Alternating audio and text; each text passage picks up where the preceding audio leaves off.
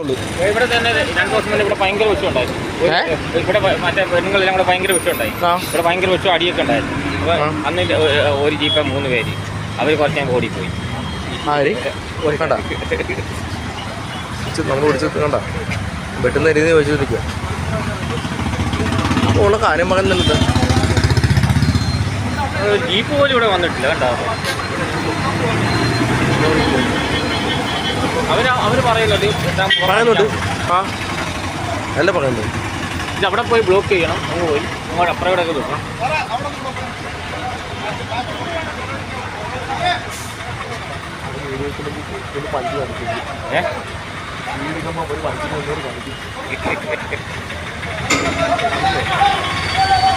അതൊട്ട് നോക്കാൻ പോവാ.